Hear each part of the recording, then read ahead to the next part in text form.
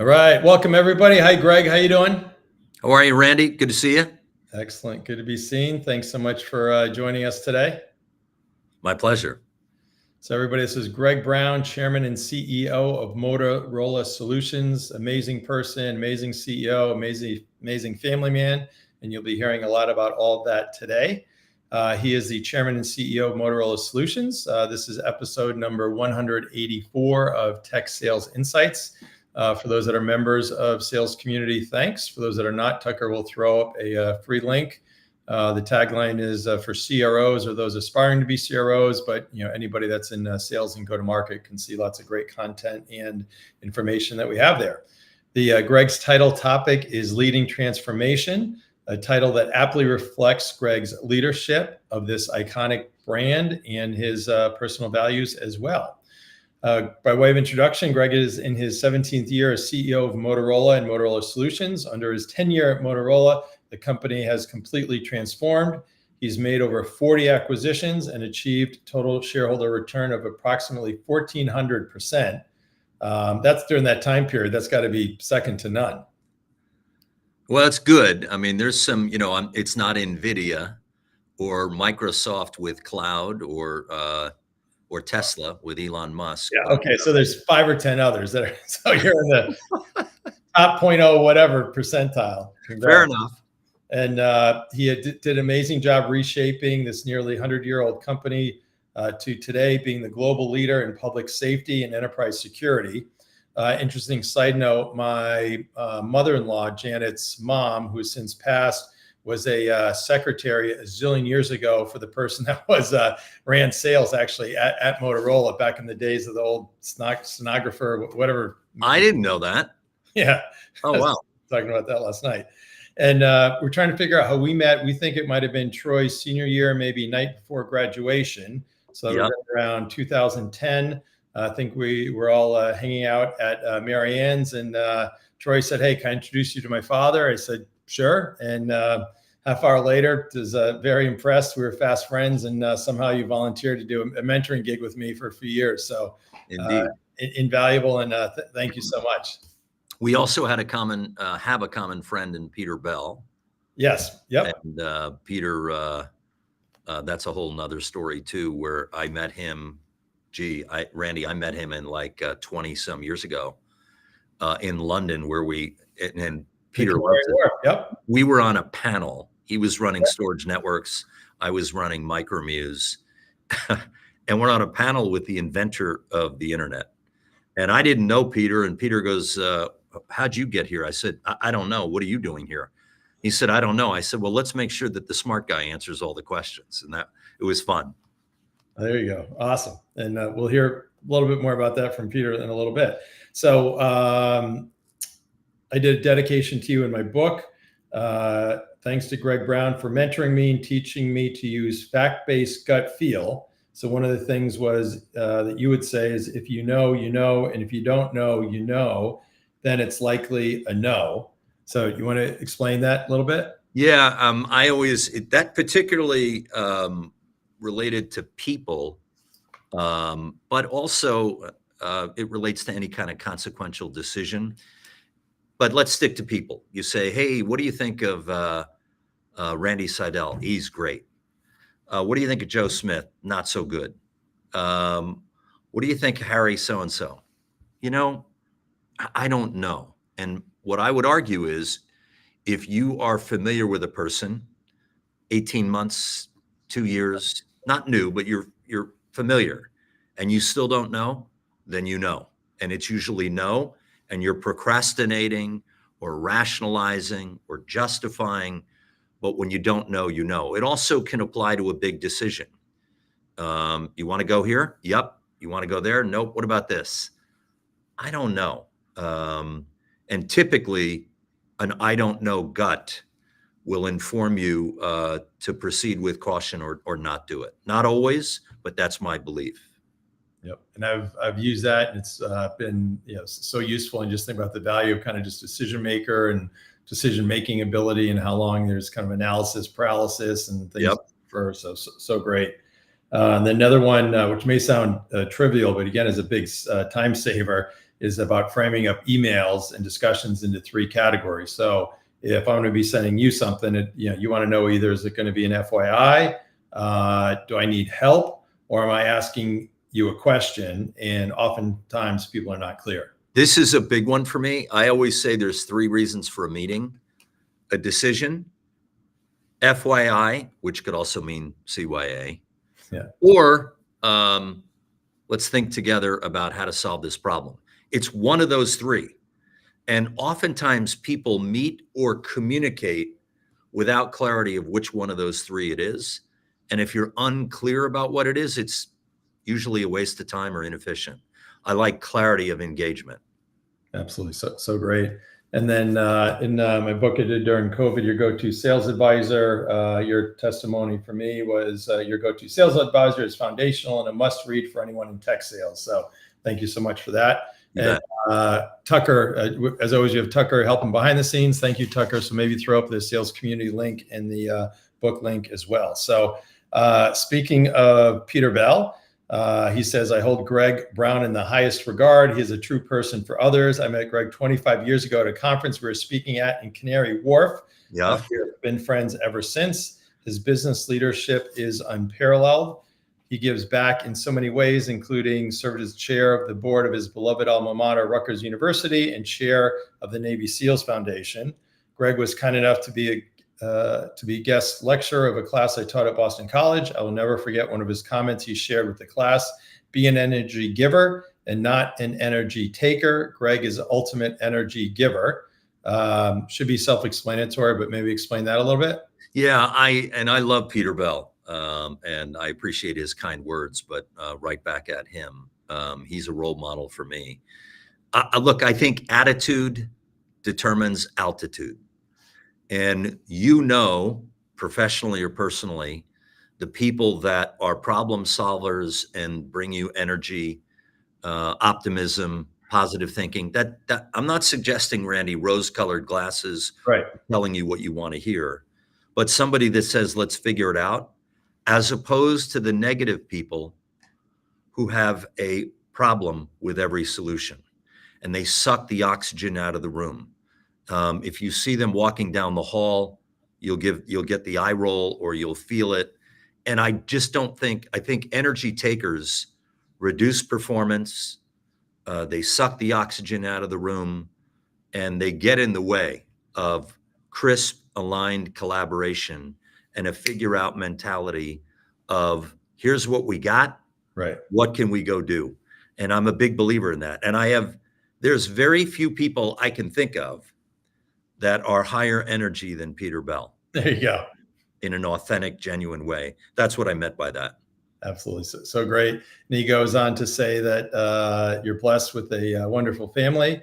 The Browns are special people, and I shared a special moment with them a few months ago as we enjoyed an Elton John performance together. And then he says, how, I can't quite sing, but how wonderful life is while you're in the world. So yeah, great line there. That was awesome. And then John Kadzerski, who SVP Global Enterprise Sales at Motorola, says about 10 years ago, Greg and I were hosting Cook County Board President Tony, I won't say his last name, at the Motorola Innovation Center and Museum in Schaumburg, Illinois. We were sitting at a high top table talking, surrounded by her staff and by Motorola government affairs staff who were standing in a circle around us. Halfway through the conversation, one of the Motorola staff suddenly fainted. She was okay, but she also came away with a souvenir wearing Greg's suit coat, which he had politely given her in the ambulance to get checked out. A sales call that I will never forget. I've been on, over here, Greg loves sales. I was a frontline sales manager at the time, and Greg still joined the meeting. Greg never turns down a request from sales to engage with the customer. So great story, but just kind of, symbolic of you. And I do a weekly post. It might be old school, but I'd say kind of 20 years ago, CEOs engaging in, forget about your kind actors, amazing, but just kind of engaging in sales and sales calls was commonplace. Now, I'd argue it's a rarity. It's interesting. I forgot about that woman who fainted. I didn't know when you were talking about that. I'm like, and then I was like, I do remember that.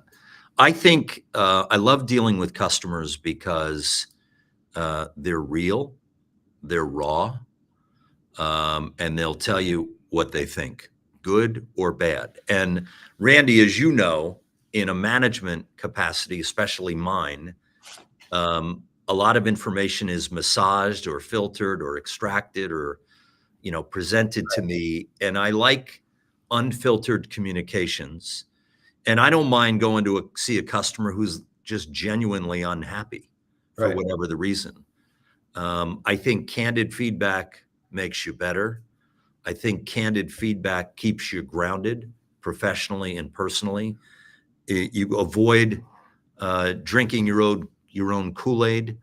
And customers will tell you what they're feeling and what they're thinking. They'll tell you what's happening competitively. They'll tell you the problems that they have. And I think the best salespeople listen and ask questions. They don't talk a lot. Selling isn't telling. Selling is listening and problem solving and validating and verifying and taking the time to understand exactly where that client's coming from. And I love that. There is no substitute for it. I love it.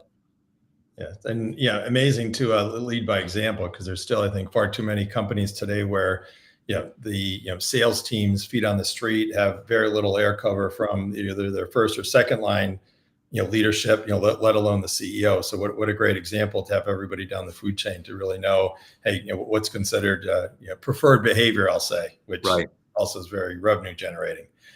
And then from Ruth Davis, who's Director of Sales Ops, I had the pleasure of meeting for the first time about a month ago. Also try to get from somebody that doesn't necessarily know you well firsthand, but said, though I've not had the chance to meet Greg face-to-face, I have a deep respect for his leadership at Motorola Solutions. A while back, Greg shared his reading list with my team, and it was incredible to see his dedication to be thoroughly prepared for every challenge. I've been on multiple town halls and earnings calls where he was faced with the toughest questions, not just about Motorola, but about the economy and world events.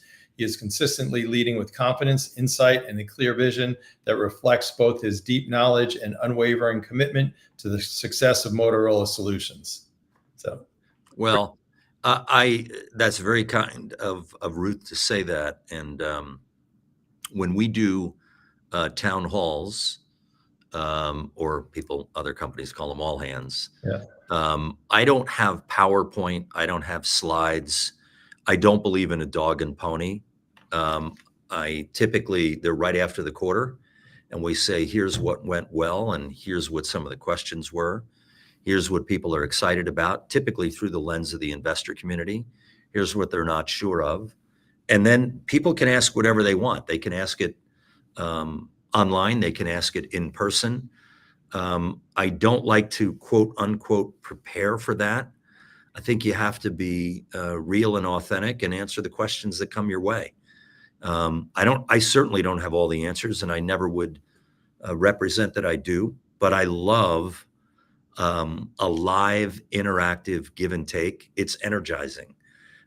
So I appreciate Ruth's comments on that. And look, we got a great team, and we're aligned, we're mission driven, but we have disagreements all the time in here. And there's plenty of things that we and I can do better.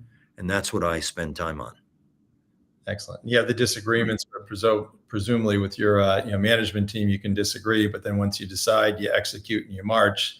You don't keep kind of looking in the rearview mirror, right? And by the way, Randy, just since this is real current, but right before we jumped on this call, I was talking to some members of my team yesterday morning on Sunday, and we were talking about something and said, okay, what do you think? What do you think we should do? And we talked about it and said, we think we should do A, and get some additional information and context. Got into the office this morning. Somebody came into my office and said, you know what? We should reconvene for like 10 or 15 minutes. Let's just reconvene, because we did some of the homework assignment last night, but let's just see where we are. And literally 5 of us here this morning spent 15, 20 minutes together. And after people slept on it, they had a little bit of a different point of view. And I have to be inviting and welcome that, because quite frankly, we left it yesterday and I thought we were going to do one thing. And this morning it's changed a little bit to do something else. And that's okay. And some of them said, with this information, I have a little bit more information. I think we should do X instead of Y. One other guy said, I slept on it. Nothing's changed, but I'm not as convicted around where I was yesterday. You got to let that happen. And whether I like it or not, whether I expect it or not, whether they agree with me or not, it doesn't matter because, and I do believe this strongly, when you're the senior person in the room, speak less, speak last. Otherwise, you contaminate the conversation. Because if we had met this morning and I said, okay, just to recap, yesterday we said we're doing A. I still think to do A. What do you guys think? You've lost the team and you've lost the candor of the conversation. And I was very appreciative of all of them saying, here's what we think. And it was just a few minutes ago. Oh, great input there, real time. And some of that, I mean, certainly it's, very fact based, but then there's also some of that, right, which is in your gut, right? They Absolutely. on it, don't really know. Okay, exactly. And hey, it's not A, then it's B or C. A's probably not there, right? That's right. That's exactly right, Randy. And I think this is a combination of fact and quantified, risk adjusted return. But at the end of the day, there's always an intuition. And what I've learned, you mentioned up front, 17 years in the job, knowledge is information. We get a lot of information, social media, reading, ingesting all kinds of information, chat GPT. We put a lot of a premium on knowledge. Wisdom is experience. And the engagement we had this morning was a combination of updated information to give us more informed knowledge, but it also was reflecting on the road traveled, good decisions, not so good decisions, and incorporating experience. So I always say with effective teams, you want a combination of knowledge and wisdom, which is a combination of information and experience. It's not about being the brightest person in the room or having an Ivy League degree or whatever it may be. You need both to incorporate those ingredients into the blender to give you better decision making. And I think that's what we had this morning. Oh, so great. And with the, I think by and large, you have a team that's kind of been with you for a while, correct? Yeah. All of them were not with me. They were not, none of them were reporting to me when I started out. But they have ascended to the role, either promoted from within. Mahesh and Raj Mahesh was acquired in, Raj was hired in, but it's a good cross section because it doesn't really matter where you're from, whether you're an internal Motorolan, came in through an acquisition, or were hired, because it doesn't matter where we're from. It matters where we're going. And I think there's alignment on mission and values and behaviors, and candid exchange, which is what my team makes me better. And that's what I want. I want them to challenge me, to challenge my conventional thinking, to push me. And they really do. And I'm really proud of them. That's great. So then, but the times when you do have somebody new coming in, it's got to be an interesting dynamic because you have the kind of this team, it'd be like any, sports team, whatever analogy you want to do. So any things that you do intentionally or deliberately to kind of make sure it's kind of going as a team as opposed to the old team and then a newbie or two? Yeah. And that's a really important point. In the past, and this is a mistake that I made, one of many. There's not enough time to cover my mistakes on this. All right. Well, so, Ali, that'll be our next one. The title. Oh, I'm serious. But the important part of building the team is it's obviously a meritocracy, but admittedly, over time, looking back, there were one or two people at different points that were closer to me through experiences, came up the ranks. And I, Randy, didn't appreciate the perception that there wasn't everybody was equal. When this guy talks to Greg, he's kind of in the know. He's Yeah. Greg's guy. Yeah. And that imbalance is unhealthy. And I helped cause it. I didn't know it. I know more now. But now let me take you to the other example. And Raj Naik, who runs strategy and ventures, Raj was hired 8 years ago, 7, 8 years ago from AMD. I didn't know him. He didn't know me. I didn't even hire him. He was hired by somebody else, but then ascended into the executive committee. And what he did was he made it a point coming into a new company to immerse himself in two things: the operational rhythm of the business and the culture of Motorola Solutions. So he didn't come in as the strategy guy and say, we should turn left or turn right. He used to come out of, he was a former McKinsey consultant. He didn't come in here with his pre-described points of view and impose them on us.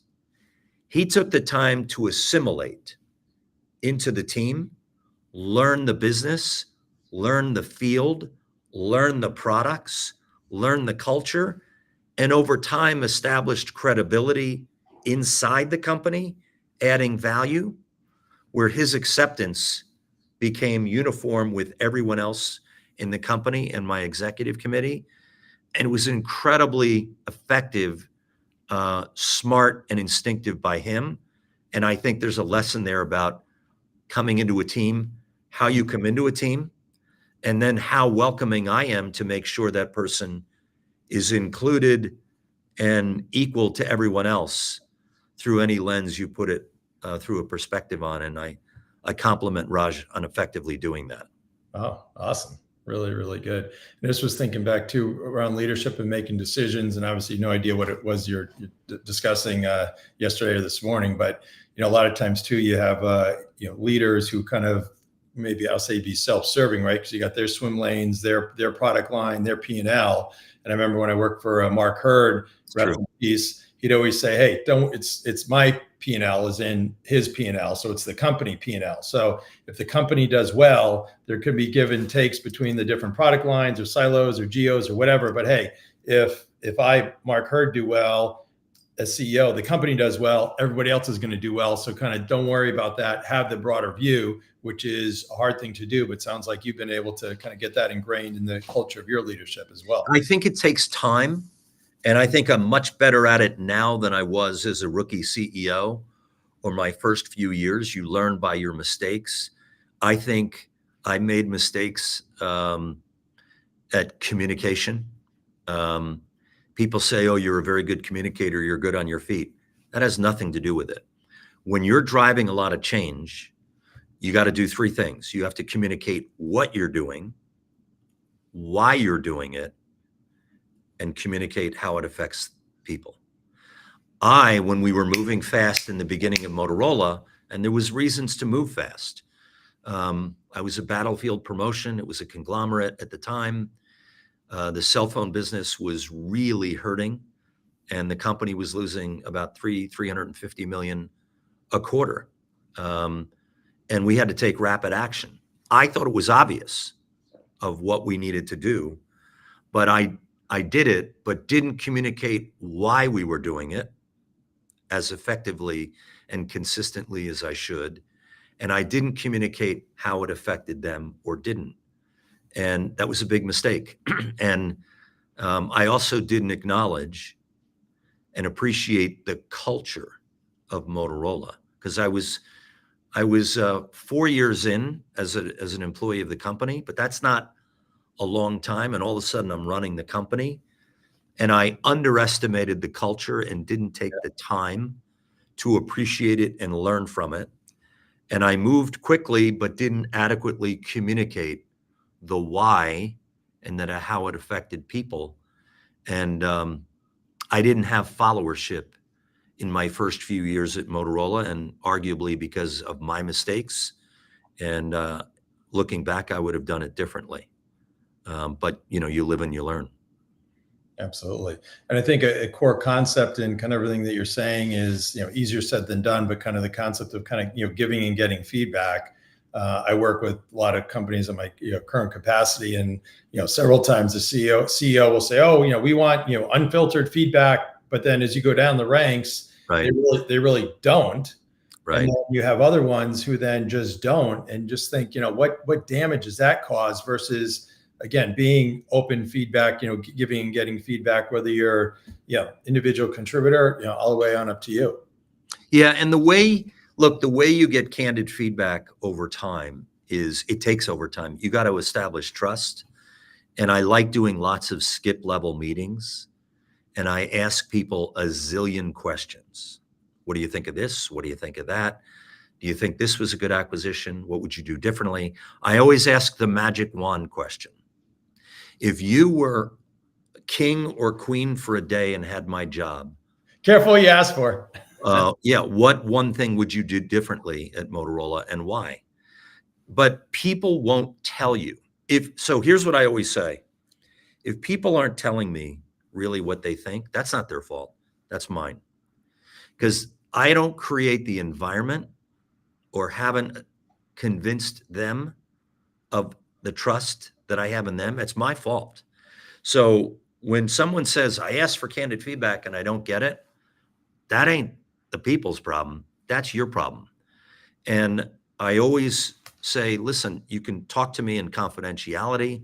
I'm not going to use information to blow up your boss or blow up somebody else, because that's not sustainable. But there's no magic wand. It takes time. But I enjoy getting a lot of feedback, and I love asking questions. I really do, because that's the way I primarily learn. I'm not going to read anything that's going to tell me about what people are thinking. Right. I'm not going to read anything about how a product is doing. You got to talk to customers and people in an inviting, engaging way, disarming, where they feel comfortable enough to tell you. Absolutely. I mean, I always found if you go down the ranks, it kind of would be it's the insecurity of the middle managers. So if, I would go down, or I remember, somebody would say to me, "Hey, Randy, can you believe, Mark Hurd or Dave Donatelli is talking to so-and-so. Don't you want to be there?" Like, no, why? Like, I trust, and is what it is, well, who knows what they're going to say? I'm like, great. I hope they find something, because we're all on the same team together. Exactly. But that insecurity that exists, in corporate America, whether it's, small company or big company, also can be damaging. Exactly. And look, it takes another mistake I made earlier on is I'm all about results and tasks and things. But a lot of the work you have to do is not a task orientation. It's not a quota to meet. It's not something to achieve.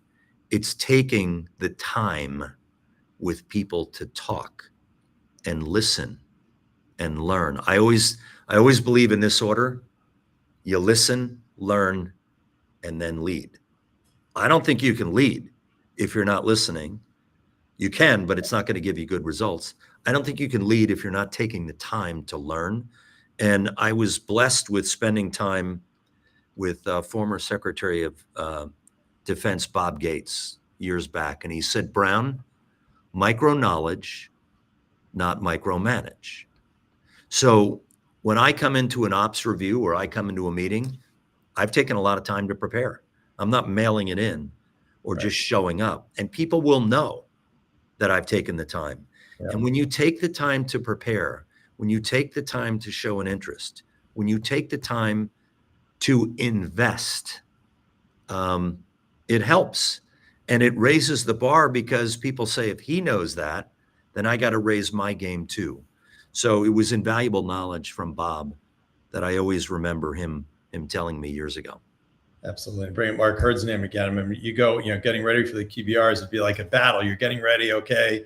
What am I going to know or not know or whatever. And if you don't know, you just say, I don't know. And so many people would just go down the path trying to come up with some BS answer. And you could just see the Ginsu knife coming out. Exactly. They're just going to get skewered. Like, you got to be kidding me. And at the same time, I know your philosophy is the same as mine, which is, hey, if you're going to be preparing and doing that, you also have to get something out of it. It's just not to report the news, but hey, if I'm doing a QBR with you, I've got some asks right? For me or my team or feedback or something else, it's not just to give you information, but I want to get information back. Exactly. You're right. And I guess it's, when people, they're always to some degree nervous to be in the room or having a review, but Randy, you're so spot on, because I'm still surprised when I ask a question and I could tell on short order the person doesn't know, Right. but they feel the need to keep talking or bobbing and weaving.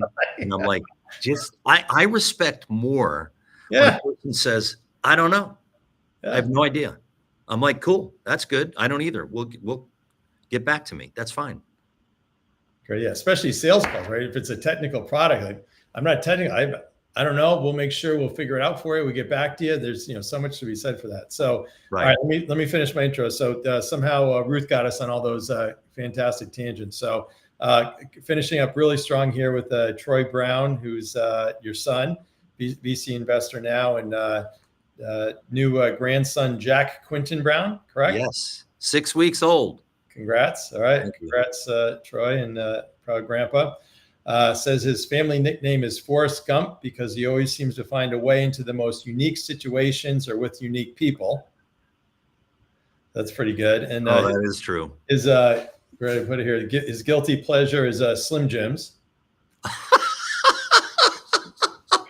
They're the worst things for you, Randy. Terrible. I know. I was trying to read the labels. Like, it's so small you can't read. But yeah, don't read the label. You'll never have it. It's got to be some protein, though. You'd think it's protein, but it's a lot of crap and salt and everything else. But I like it, and I don't care.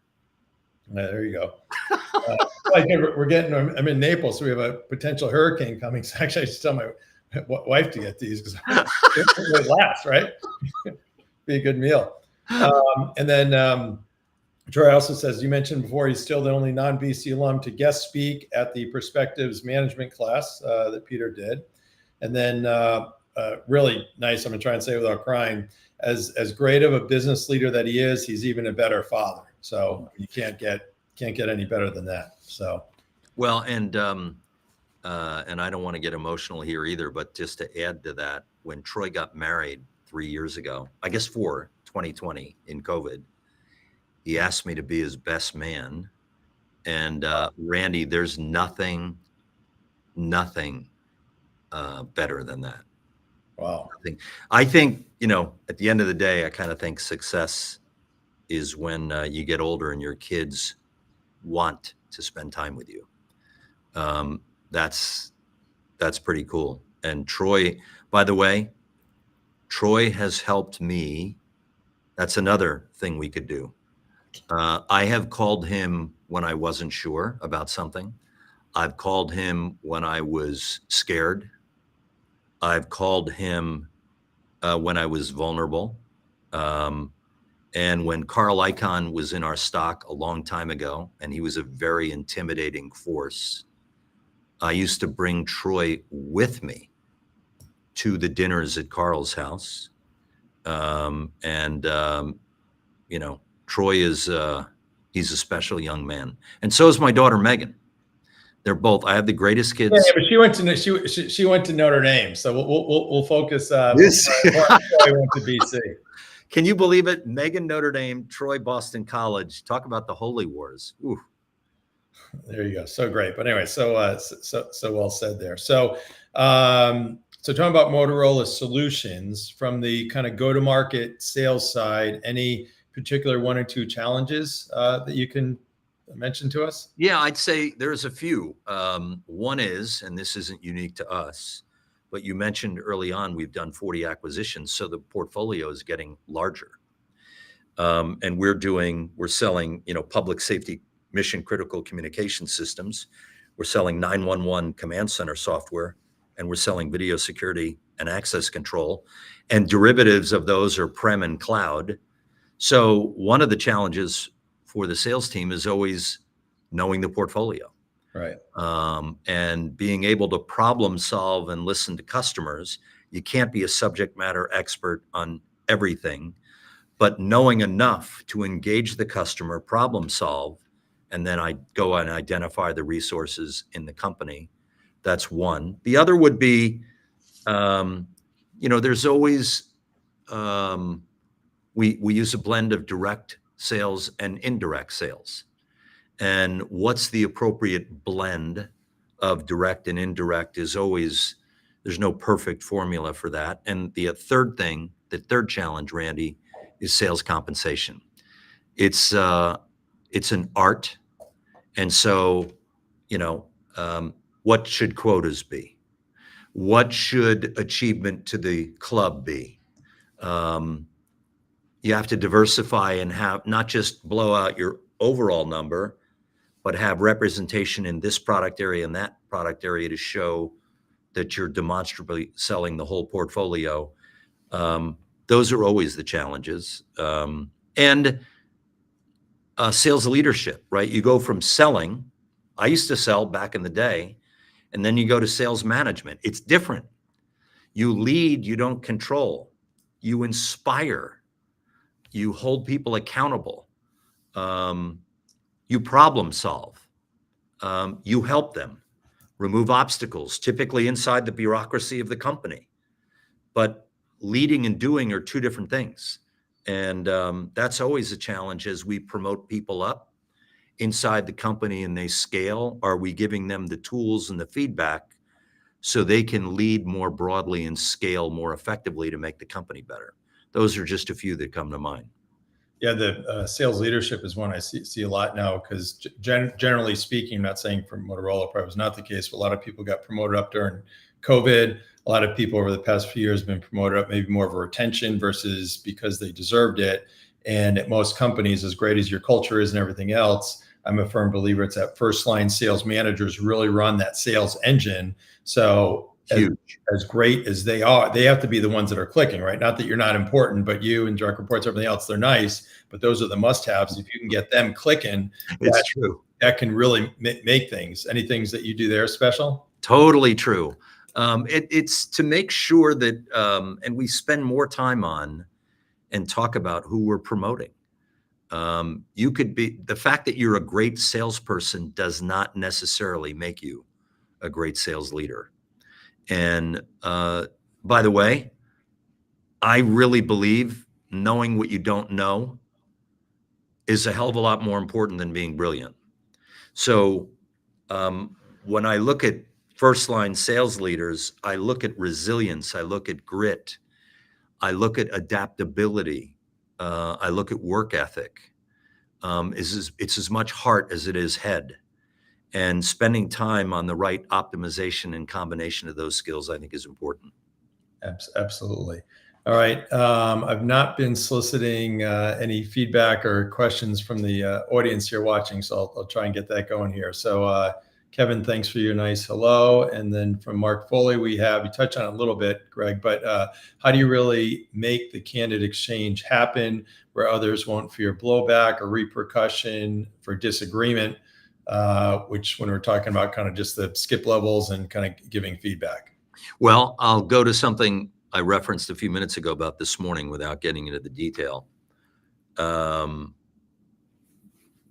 A person came into my office, this is where we were talking about something on the weekend, and said, I'm not sure about this. And it was literally different than what we talked about over the weekend. And he said, I owe it to you to be candid. You may not like to hear it. It may not be what you want to do, but I have to tell you this. And I listened I was surprised, listened and said, why don't we kind of get some folks in a room and make sure that I'm hearing what they really want to tell me. And I did that. I mean, that was literally today. And I think we reached a better decision. And then what do I got to make it a point, which I will do right after this, is to circle back and say to him, I appreciate you. Appreciate you coming in. Appreciate you telling me honestly what you thought and what you think, which was a little different than where we were over the weekend. That's okay. It's okay to change your mind. It's okay to reflect further on it. So when people tell you something you don't want to hear, I think treating them well and then circling back and thanking them is really important. But you got to do it over and over, because if you do that, but then you fall off the wagon and I react or get pissed off and say, come on, Randy, what's up? You know, I, this is not what you said. And if I start beating you up, I've lost you. And you really have to have, and I think this goes back to my earlier comment of, information and experience and knowledge and wisdom. I've gotten a lot better appreciating people's experiences and being more inviting with alternate points of view, because I know, look, it's hard for someone to come in to me and say, I don't agree, or I have a different point of view. I mean, I have to remember how hard it is for them to do that. So for them to do that, regardless of what we do, I need to make sure I tell them I appreciate them, and not just tell them, but show them, and do it repeatedly. And I think when you do that, you build a pretty powerful culture that is all about trying to do what's right instead of trying to be right. When you don't care who gets the credit, you can achieve anything. And Yep. so I appreciate people like that. Yeah. Over the years, I always, for different, either events or press releases or whatever, but yeah, I hate the word I. Yeah, that tells you a lot, I think, about somebody. Exactly. So if you were talking to, I'm not sure what your kind of first line sales people are, if you got kind of inside sales, BDRs, SDRs, or kind of reps, but if you're talking to kind of that cohort of folks, what would be your marching orders to them? Learn the products, lead your people. Managing is fine. Lead them, coach them, be accessible to them. The other thing, Randy, is, and I've learned over time, again, through mistakes, and I think you know this, but sometimes people need a pat on the back. Sometimes they need a kick in the ass. And sometimes you should do nothing. And the best sales managers, or for that matter, leaders, know the differences between the people they are leading, and understanding you lead people differently, each one. So a sales leader or frontline sales manager shouldn't take her style or his and impose it. They should have the depth perception and discernment to understand what makes each one tick, and take the necessary steps to lead this person a little differently than you would lead this person, a little differently than you would lead that person. That takes time, takes attention. I think the best salespeople and sales leaders are interested, not interesting. If you're interesting, I'm talking about me. I'm Right. talking about I. Let Yep. me tell you how interesting I am, Randy. If you're interested, I'm asking you, listening, understanding, learning, and building that foundation about who you are, so I have a better appreciation of how to lead you and help you going forward. Awesome. So we do talk about you. So you've obviously had some great mentors along the way. Any one or two in particular you want to mention, and any kind of one or two pieces of feedback that you received from them? I will tell you that you learn from every single boss you work for, good or bad. I also learned more from the bad than the good. I had a branch manager in Detroit. He was irreverent, aggressive, wickedly smart. And he used to challenge me. And what I took away from him was, know what the hell you're talking about and be prepared. And I could never, ever, he was a few levels above me, but when I was in the room with him, there's no mailing it in. You better come to the dance fully prepared. And Morley Winograd taught me that. And he taught me acute listening in front of a customer and creative problem solving. A lot of people didn't like him. I loved him.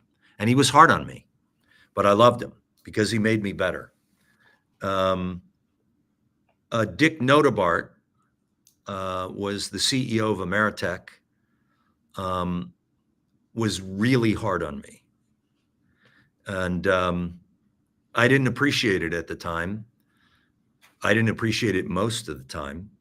And I felt he held me to a standard he didn't hold other people to.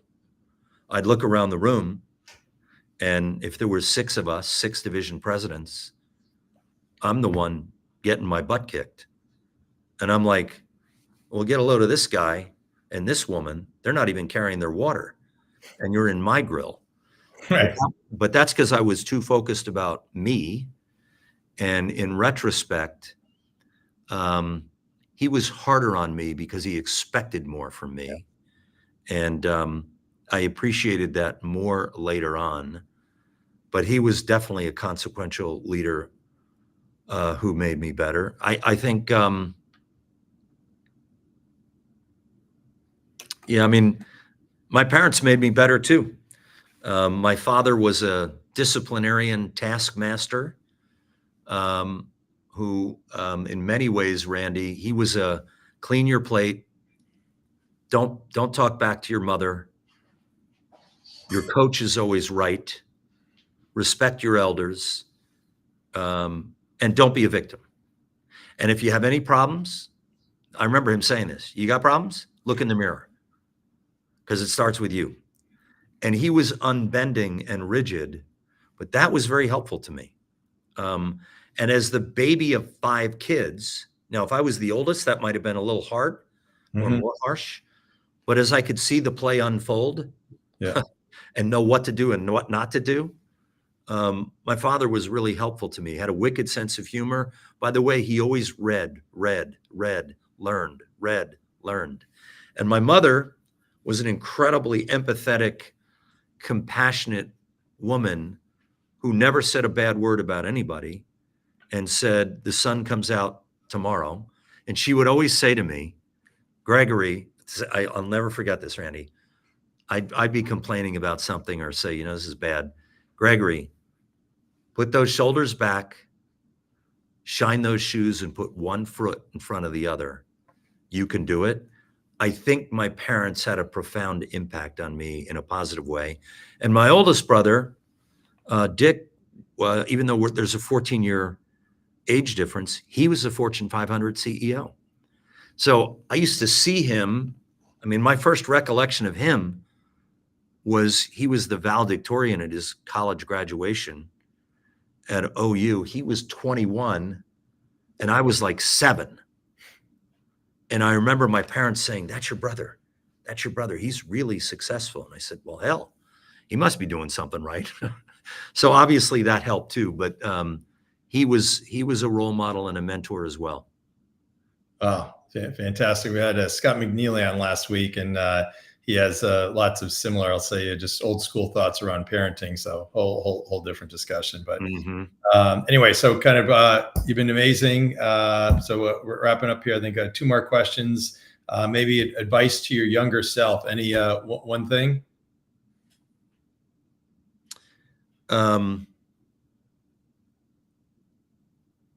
Yeah. It's not the cards you're dealt, it's how you play the hand. So, you know, now the good news is, going back to my parents, I never focused on what I didn't have. I didn't go to an Ivy League school. I went to Rutgers, the State University of New Jersey. My brothers went to Mid-American schools. They went to Ohio. They both were Sigma Chi's. And they said, hey, you got to keep the tradition. You got to go to school in Ohio. You got to be a Sigma Chi.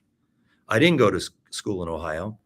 I didn't join a fraternity. I never even went to college and lived on college at school. I commuted from home.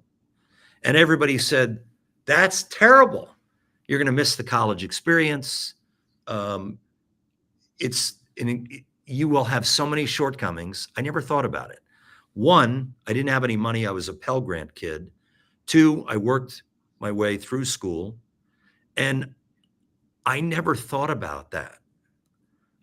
So I always say, play the 5 of clubs. We all wish we were aces, kings, and queens in our life. Well, that's not the reality. So don't worry about what you don't have. play the cards you're dealt. And it's how you play the hand. And I think that's the most important thing. And I think of my mother and father helping me with that, and my brothers. So good. I can relate to a lot of that. Thank you for sharing. And what about in conclusion here, any PG Randy story that you want to share? Well, we've known each other now 15 years, plus or minus. Here's what I would say. I don't have a specific story, but what I like about you, among other things, is you're a good combination of head, heart, and guts. And I think you're authentic. I think you're colorful.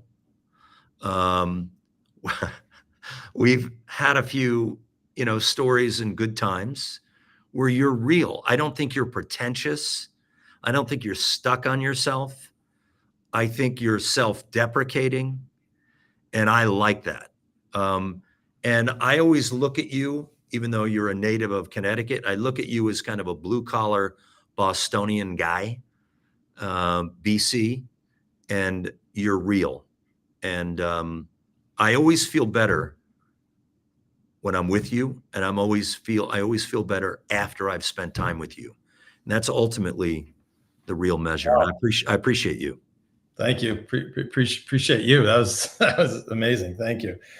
Okay. Hey, by the way, we had a bet last year about BC and Rutgers, but I think it was I was just thinking about that. It was a draw. I think we both won 6 games. Okay. Well, I'll go back. There's got to be some ranking somewhere. Yeah. So it's like who's going to be worse. But anyways, so amazing. So thanks to Allie and Cynthia on your team, and certainly thank you to you. Thanks, Tucker, for your help behind the scenes. And then Tucker, if you can put the link for Sales Community and also for the book up, that would be great. And just has been amazing. So look forward to not sure how many years you got left, but you just keep going and just get it gets tiring in every quarter. Hey, great results, congratulations again. Just keep going and going and going. But you certainly have the formula down, and amazing that you're still willing to learn and are learning and being interested in everything around you. So, by the way, Randy, that's the last point. If I stop learning and become uninterested in learning, it's time to hang up the cleats. But you got to learn, you learn information, you learn from people, you learn from every situation you're in. And I love that. And I love people. So thanks for having me. Awesome. Thank you so much. All right, everybody have a great week. Enjoy. And Greg, once we get off, you just